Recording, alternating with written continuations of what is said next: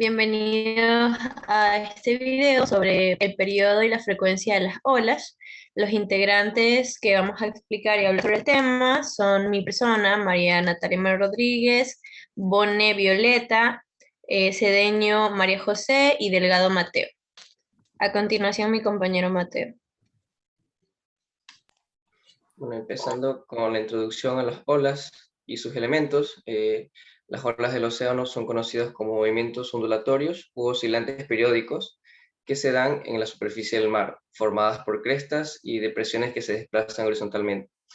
Por lo general, el estudio de las olas se divide en dos, que son olas de agua profunda, que no están influenciadas por el fondo y se mueven independientemente a él, y las olas costeras, que por disminución de la profundidad del agua, su forma de movimiento están afectados por el fondo.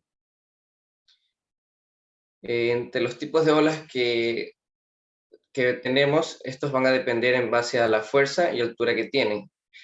Están las olas libres u oscilatorias, que se encuentran en la superficie y se dan por variaciones en el nivel del mar. Aquí el agua no avanza, solo describe un giro al subir y bajar, casi en el mismo sitio en el cual se originó el ascenso de la ola. Las olas de transición se producen cerca de la costa y cuando avanzan van tocando el fondo marino y acaban estrellándose con el litoral, formando mucha espuma. Además de esto, cuando el agua regresa, de nuevo se forma lo que es la resaca. Y las olas forzadas, que estas son producidas por la acción violenta del viento y pueden llegar a ser muy altas. Listo. En lo que corresponde a la formación de las olas, estas se forman mediante la transferencia de energía del movimiento del viento atmosférico a la superficie del océano y la liberación de cierta cantidad de energía a la costa, lo que puede provocar la erosión y la acumulación de accidentes geográficos costeros a escala a largo plazo. Incluso cuando las olas son muy grandes, las olas mayores tienen su origen a centenares de kilómetros del punto en el que se observan. Suelen tener un empuje equivalente a cientos de toneladas, destrozando incluso a veces rompeolas u otras construcciones costeras, además de provocar estragos a la biota marina.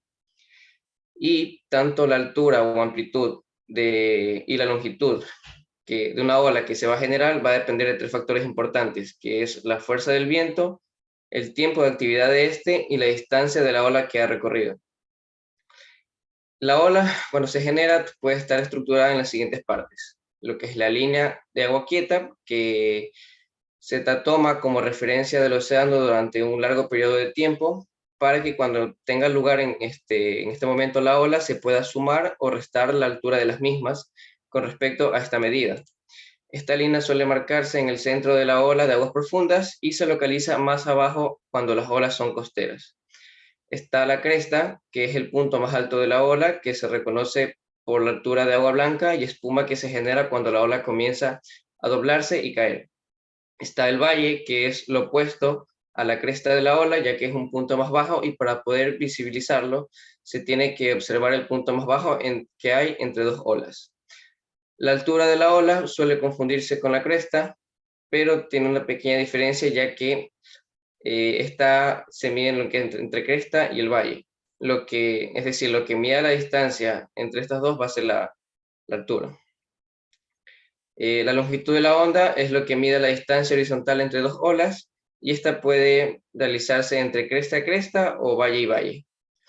El periodo de una ola es la que va a medir el tiempo en el que ocurre entre una ola y otra, y esta medida suele realizarse escogiendo un punto fijo y calculando el tiempo que tarda la cresta de la ola en pasar hasta la segunda cresta. Asimismo, también puede realizarse entre valle y valle. La frecuencia suele ser algo similar al periodo, pero con la diferencia de que solo marca la medida de número total de olas que pasan a través de un punto de referencia por unidad de tiempo. Y por último está la amplitud, que viene a ser la distancia que hay entre la línea aguda quieta y la cresta de la ola, que en otras palabras vendría a ser lo que es la altura a mitad de una ola.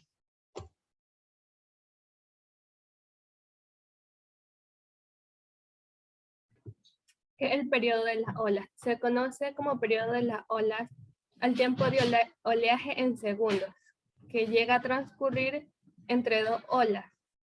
Podemos observar el siguiente ejemplo, donde vemos la cresta y el tiempo que transcurre entre cresta y cresta.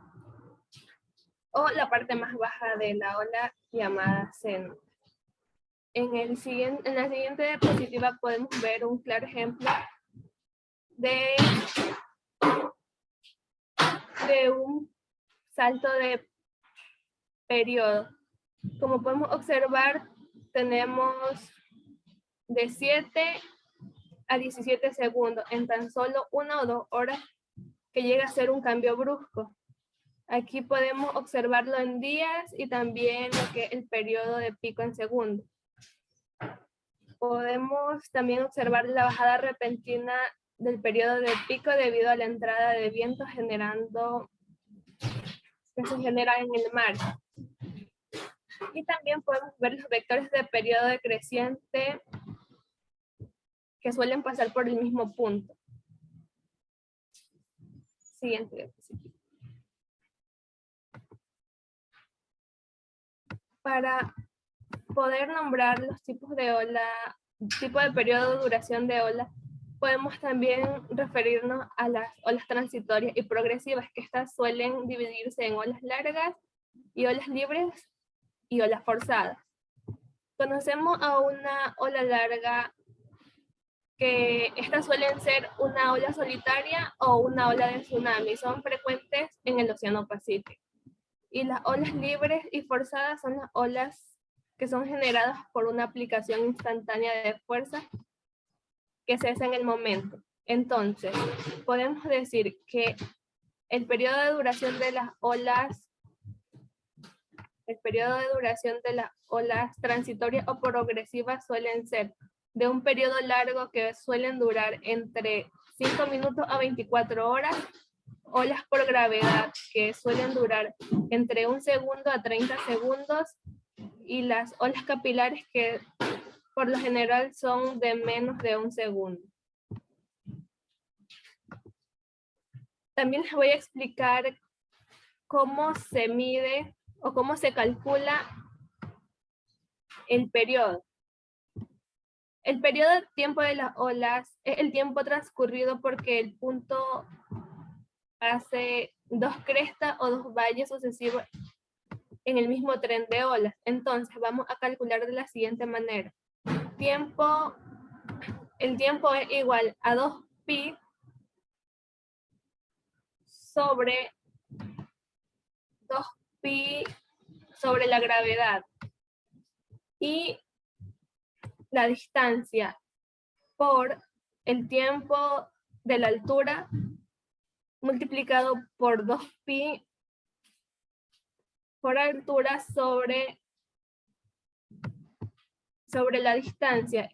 Esta es una manera de calcular el periodo. Si el agua tiene suficiente profundidad de altura,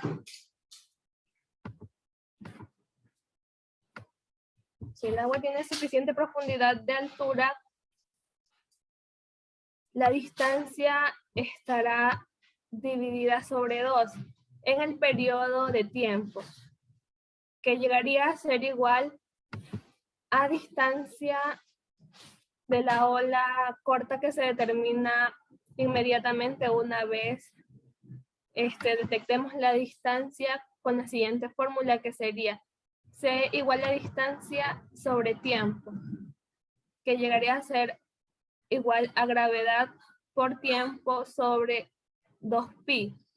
O en tal caso, para resumir, podría ser tiempo es igual a 2pi sobre gravedad. El periodo de determinación puede ser,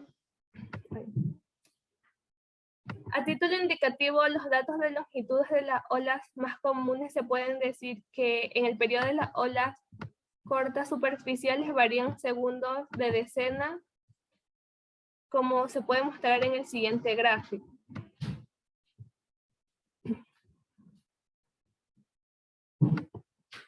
La distancia en metros en una ola de 5 segundos llega a ser 39 metros. Una ola que tenga una duración de 7 segundos tiene una distancia de aproximadamente 88 metros. Y como último ejemplo les puedo poner que una ola de 15 segundos suele tener una distancia de 351 metros. En las olas largas el periodo de tiempo no se da experimentalmente, sino que se conoce la distancia, no es exacta la distancia que hay entre ellos. El periodo de determinación se puede hacer mediante otras ecuaciones como son las siguientes.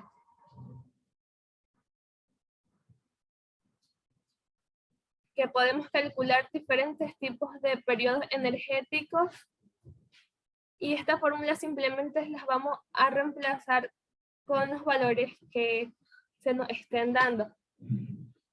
En la tabla 1.4 podemos ver los valores promedios de distintos parámetros de periodo.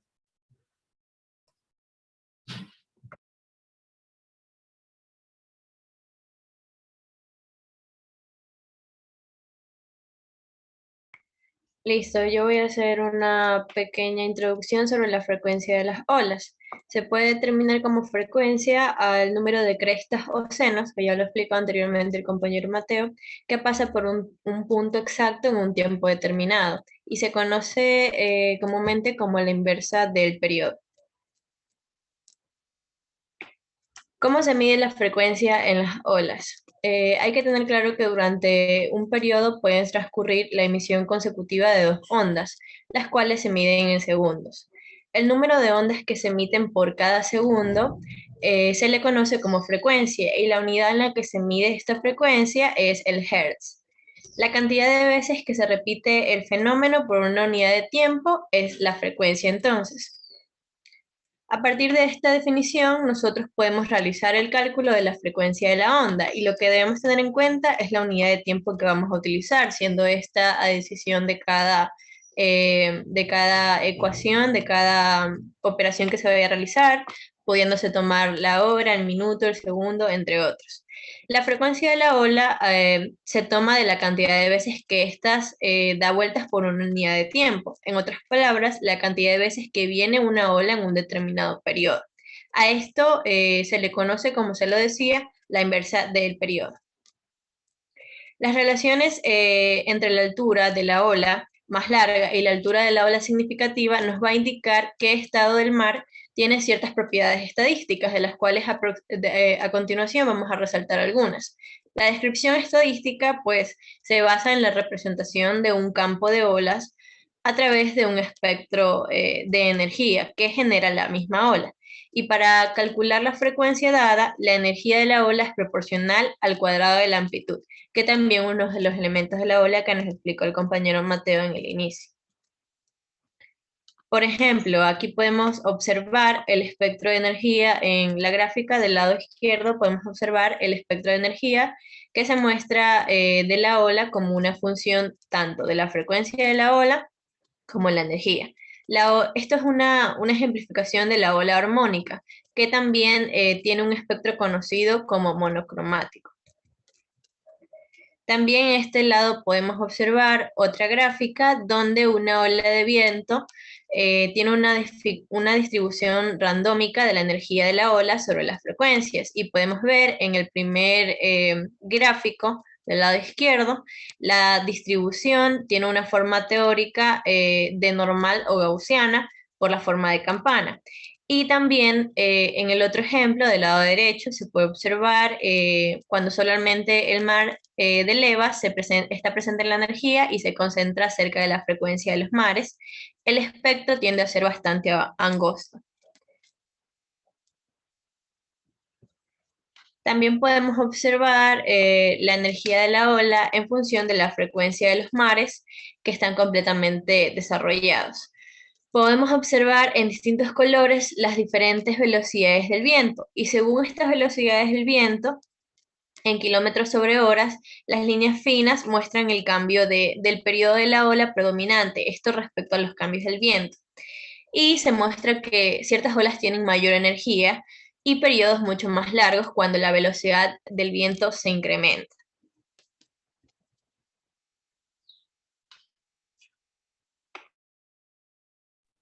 Bueno, a continuación vamos a tratar sobre lo que son las roturas de las olas. Bueno, en el caso de alta mar, la cresta se rompe cuando cuando aumenta su temperatura y esta se vuelve inestable. En el caso de cuando llegan a la orilla, las olas al acercarse a la orilla tienden a disminuir su profundidad, ¿no? Ya que la ola viaja más despacio y su cresta aumenta en altura. Ya llega un momento en el que en el que la ola sobre la superficie baja más rápido que la ola que se encuentra bajo el agua y tiende a desestabilizarse lo que es la cresta y esta va a caer contra el suelo, produciéndose así lo que es el ruido constante que nos relaja, ¿no? Cuando vamos a la playa. A continuación tenemos algunos tipos de rompientes, que son 4, o sea, en general son 3, pero algunos la reconocen a una cuarta, que sería el tipo de rompiente collapsing o de colapso, que este tipo de rotura ocurre cuando la ola permanece peraltada hasta que su frente colapsa y se forma una estructura turbulenta, que es algo irregular, por lo que decía, no todos la consideran como un tipo de rompiente. Así como lo podemos observar en la imagen, o sea, es muy turbia, no tienen una forma común de una ola, ¿no? También tenemos el tipo de rompiente spilling, que este tipo de rotura ocurre cuando la cresta de la ola se desmorona en lo que es sobre el frente, y cuyo peralte es bajo, siendo frecuente como con un fondo tendido, ¿no? Aquí podemos ver que esta se ve algo puntiaguda, pero la cresta, esta se desmorona de un solo, por decirlo así. La siguiente diapositiva, por favor. También tenemos el otro tipo de rompiente, que es de oscilación o denominada surging, que es cuando, debido a que la ola tiene una pendiente muy elevada en el fondo, esta llega a romperse de una manera en la que la superficie del agua oscila hasta lo que es el contorno de la tierra o en este caso, la playa, ¿no? Así también como lo podemos ver en la imagen, esta viaja así como que, o sea, como paralelo a lo que es el contorno de la tierra, como está sugerido en el texto. También tenemos lo que es el tipo de rompiente voluta o lo que es el plunging, que esta es la más común, por decirlo así, y la que los surfistas también aprovechan, ¿no? Este tipo de rotura ocurre cuando la cresta de la ola rompe sobre la base de frente, y se genera así lo que es una característica tubular o denominado vórtice. Gracias.